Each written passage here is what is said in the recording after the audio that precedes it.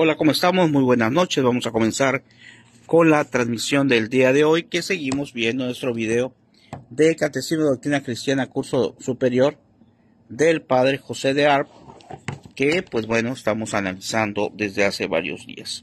Bueno, como siempre vamos a invocar al Espíritu Santo para que nos dé el discernimiento, para que entendamos propiamente lo que es su mensaje y para que nos ayude en los problemas que estemos viviendo en este momento en nuestra vida. Y decimos: ven Espíritu Santo, llena los corazones de tus fieles y enciende en ellos el fuego de tu amor. Envía, Señor, tu Espíritu y todo será creado y se renovará la faz de la tierra. Ven Espíritu Santo, ven Espíritu de Dios. Bueno, como todas las noches, pues vamos avanzando con nuestros temas. Y hoy vamos a hablar acerca del catecismo que nos marca el artículo 2, que dice: y en Jesucristo, su único Hijo, nuestro Señor, que nos va especificando en lo que nosotros creemos. En el 128, en la pregunta 128 dice: ¿quién es el Redentor prometido? El Redentor prometido es Jesucristo nuestro Señor. En el 129, ¿quién es Jesucristo? Jesucristo es el Hijo de Dios hecho hombre. Y en el 130 dice: ¿qué quiere decir Jesucristo? Jesucristo o Jesús quiere decir Salvador. Dice: aparecióse un ángel a San José que le dijo: pondráis al niño por nombre Jesús, pues es él el que ha de salvar a su pueblo de los pecados. Mateo 1:21. Bueno, aquí es muy interesante esto porque Jesús, ¿verdad?, que nosotros todos lo conocemos como el Hijo de Dios. Pero recuerden que tiene dos partes importantes, ¿verdad? Jesús es verdadero Dios y es verdadero hombre. Es decir, como comentamos en algún tema anterior, Jesús, al ser Dios, pudo haber nacido de la nada, pudo haber nacido a lo mejor o aparecido en el mundo a los 30 años, a la edad que él hubiera querido. Pero quiso Jesucristo vivir lo mismo en cuanto al aspecto humano que vivimos nosotros: nacer del vientre, padecer enfermedades o tantas cosas que pudiera tener, que tuvo seguramente Jesús, y aunque no nos dice las Sagradas Escrituras, pues fue exactamente igual a nosotros, como dice la palabra, menos en el pecado. Eso quiere decir entonces que también sufrió, que también padeció lo que nosotros padecemos. Luego en el 131 dice: ¿qué quiere decir Cristo? Cristo en hebreo es Mesías, que quiere decir ungido o consagrado. O sea que precisamente Jesús es el ungido, es el consagrado, es el enviado de Dios para la salvación del hombre. Dice la 132, ¿por qué se llama Jesucristo el ungido consagrado? Y dice: Jesucristo se llama el ungido consagrado porque en el Antiguo Testamento, especialmente los profetas, sacerdotes y reyes, se llamaban ungidos del Señor, y Jesucristo es nuestro profeta, sacerdote y rey por excelencia. Y en Hechos 10:38 dice: Dios ungió con el Espíritu Santo y su virtud a Jesús de Nazaret. En el 133 nos dice: ¿por qué se llama Jesucristo nuestro profeta, sacerdote y rey? Y aquí especifica los tres elementos fundamentales.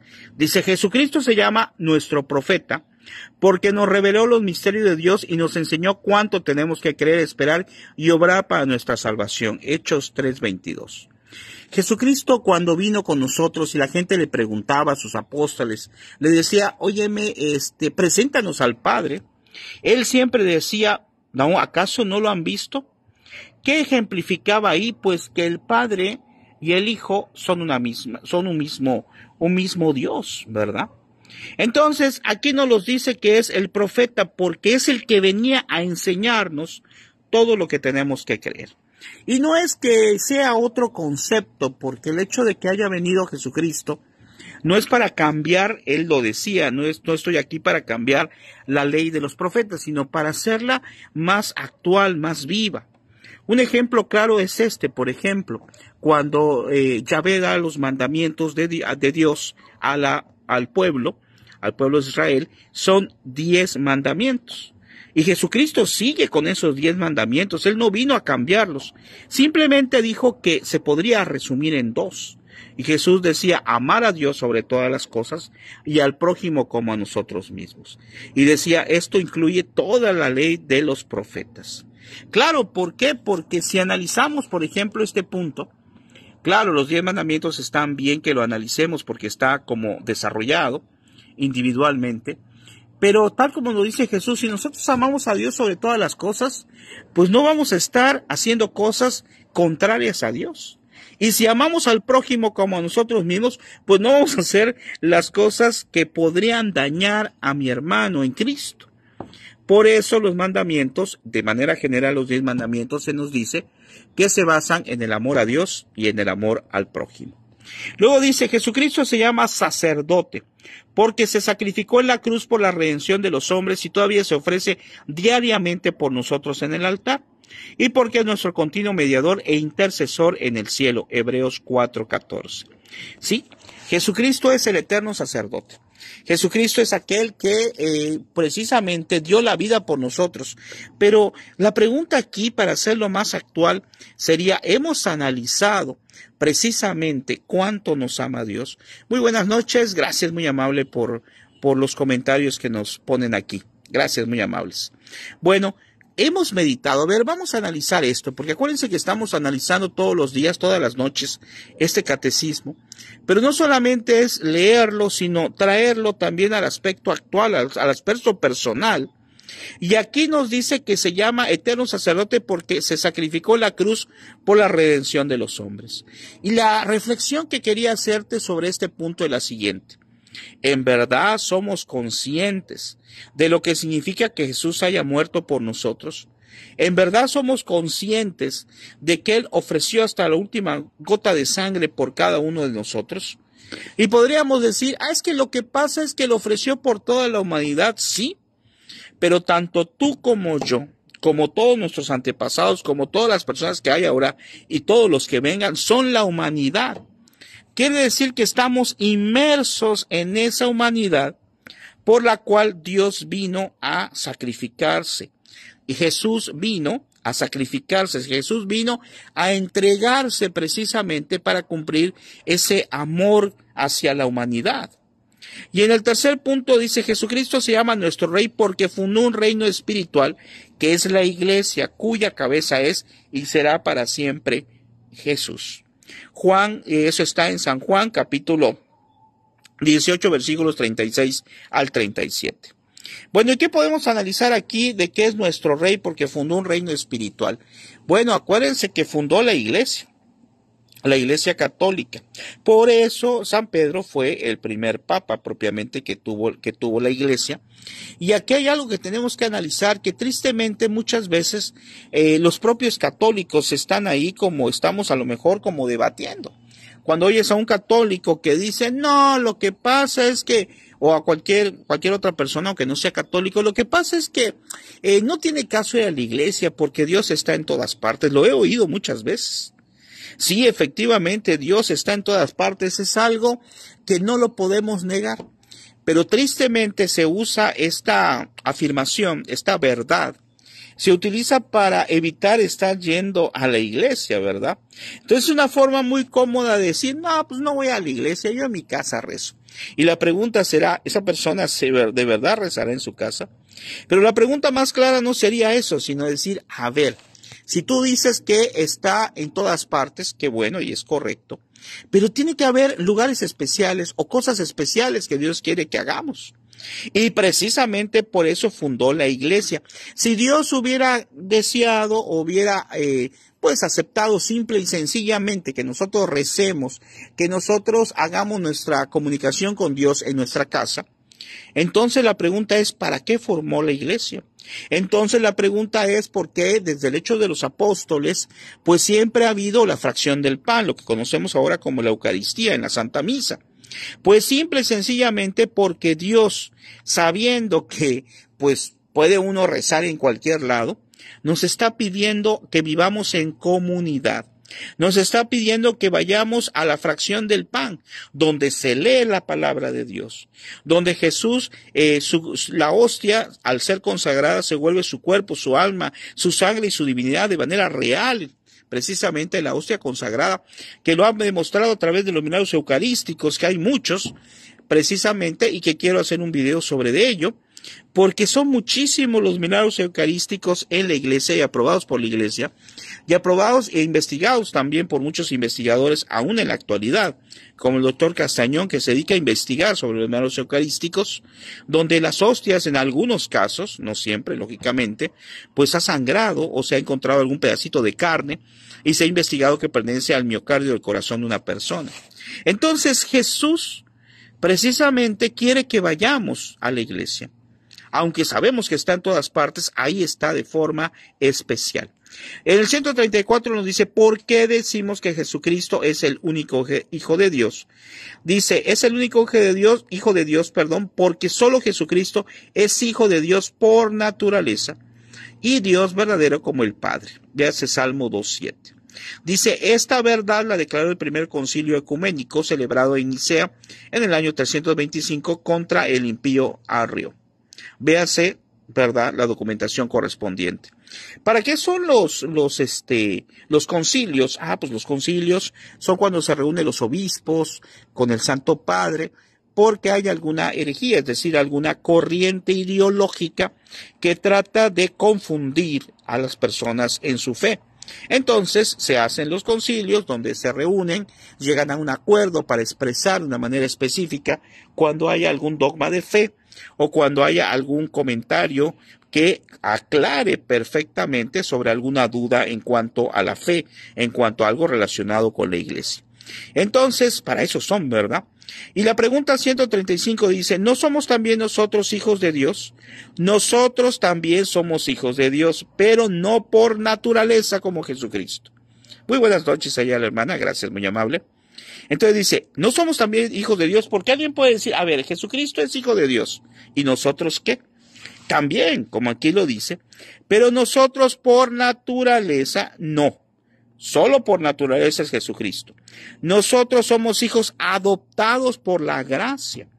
Y hay un concepto que a veces decía un obispo, el obispo que estaba aquí, decía que una vez comentó, ¿verdad?, a un grupo de fieles, ¿saben qué? Hay que bautizarse porque si no nos bautizamos no somos hijos de Dios, somos criaturas de Dios. Y dice que una señora decía, no puede ser, pero si nosotros somos hijos de Dios, no, acuérdense. Al momento de nacer somos criaturas de Dios, como dice el obispo. ¿Por qué? Porque no hemos recibido el sacramento del bautismo, que nos quita el pecado original, que nos hace hijos de Dios y herederos del cielo. Por eso, si tú me estás oyendo y tienes algún familiar que no ha recibido el sacramento del bautismo, pues hay que ver que lo reciba, Hay que checar si, sobre todo si ya está grande, pues tiene que ir a un grupo que generalmente se conoce como catecúmenos, porque ya están grandes, se les da una preparación intensiva que el tiempo va a depender, de la diócesis y del sacerdote y de la parroquia, ¿verdad?, donde se vaya a realizar, pero no podemos dejar a nadie sin bautizo. Es primordial. Esto no quiere decir que ahí vaya a quedar, ¿verdad? Hay que seguir con los demás sacramentos también.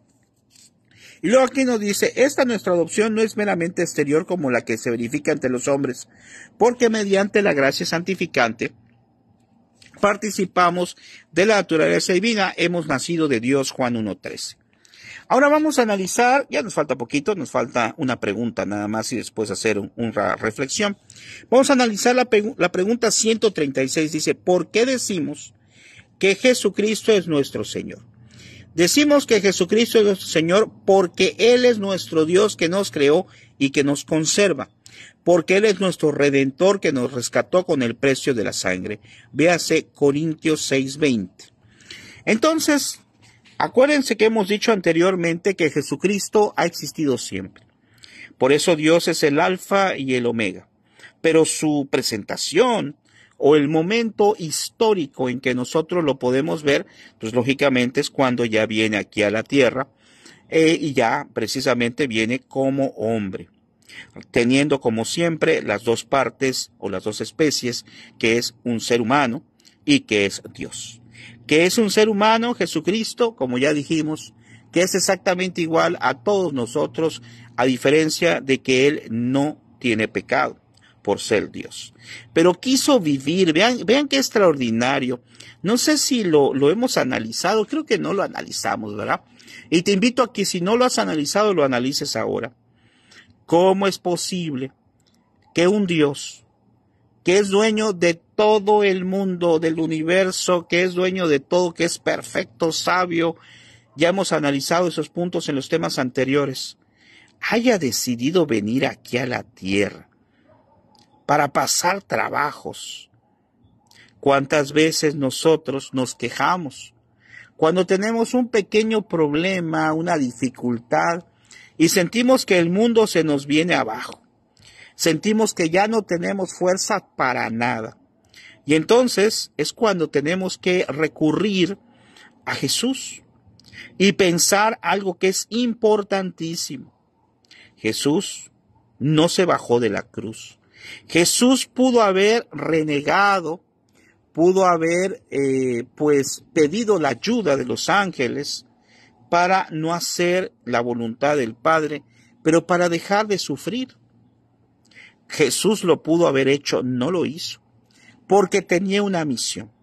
Así también nosotros tenemos una misión en este mundo. Una misión, si eres padre de familia, pues tu misión son tus hijos, tu trabajo. Si eres, no sé, religioso o religiosa, la misión de evangelizar de una manera más profunda, o sacerdote. Pero independientemente de cuál sea tu vocación, al final de cuentas, Dios nos va a pedir, valga la redundancia, cuentas. Y no debemos de hacer eso por tener miedo. Les decía el día de ayer a unos padres de familia, que cada mes les damos temas, les decía, a ver, ustedes saben qué va a pasar cuando les llame Dios. Pues muchos no contestaron, ¿eh? Y solamente una persona me dijo, pues habrá un juicio particular. Y entonces les hacíamos la pregunta, que es la misma que nos hacemos hoy, que les hago yo. Si hoy nos llamara Dios, les decía, si Dios nos llamara hoy, ¿dónde crees que irías? Y es algo que a veces lo dejamos pasar porque no nos gusta hablar de estos temas. Pero son temas que se tienen que hablar. ¿Por qué? Porque van a pasar. Porque no hay nadie en este mundo, a excepción de Jesucristo, que pueda decir, murió y resucitó y ya está otra vez acá en la tierra. No. Va a llegar un momento en que tenemos que ir en presencia de Jesús. Lo veremos cara a cara, veremos nuestra vida pasar en segundos. Toda nuestra vida la vamos a ver pasar con los ojos de Dios en ese juicio personal o particular. Y veremos todo lo que hicimos, lo bueno y lo malo. Y veremos las consecuencias de lo que hicimos. Y entonces, otra vez la pregunta, si hoy nos llamara Dios, ¿estaremos preparados? ¿Estamos en gracia de Dios? Qué padre sería, la otra vez lo comentaba, que diera tiempo, y a ellos también les dije, ¿qué tal si estaría padrísimo? Que antes de morir me dé tiempo de confesarme, de recibir los santos óleos, de comulgar, de descansar con calma, estar perfectamente preparado. Hay gente que lo ha podido hacer, y sin duda alguna están con Dios, pero ¿será que nos va a dar tiempo? ¿Será que no estamos jugando con nuestra eternidad en el momento en que decimos, hoy no me voy a confesar? En el momento en que decimos, no quiero cambiar mi estado de vida. En el momento en que decimos, no me interesa porque todavía me faltan muchos años por vivir. Y la pregunta es, ¿cómo lo sabemos? ¿Cómo sabemos que me faltan muchos años por vivir? Siempre me ha fascinado el evangelio de esa persona, ese campesino, donde Jesucristo hablaba de una parábola donde había un campesino que agarró y toda la cosecha la almacenó y dijo, qué padre, ya bueno, no lo dijo así, ¿verdad? Con otras palabras, pero vamos a traducirlo a la actualidad. Qué padre, voy a vivir de mis rentas, ¿verdad? Voy a agarrar, ya tengo almacenado alimento para vivir por muchos años. Y la palabra, así dice que Dios le dijo, insensato, ¿no sabes que hoy vas a morir? Entonces, esa parábola Todas las parábolas de Jesús son preciosas, pero esa parábola nos tiene que hacer reflexionar. A ver, cada día tiene que ser un momento de lucha. Cada día tiene que ser un momento de buscar la gracia de Dios.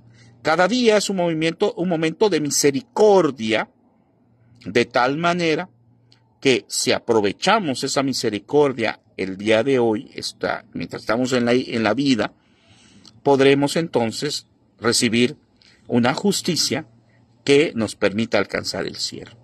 Les agradezco esta oportunidad que pudimos reflexionar y vamos a ver mañana, Dios mediante, el siguiente tema, que es Jesucristo, el Mesías o Redentor prometido, donde este catecismo nos dice por qué Jesús es precisamente nuestro Redentor, quien nos salva y de qué nos salva. Lo veremos mañana, Dios mediante. Nos vemos como siempre a esta misma hora. Que el Señor les bendiga. Ojalá lo compartas para gloria de Dios y que nos sirva para todos. Buenas noches.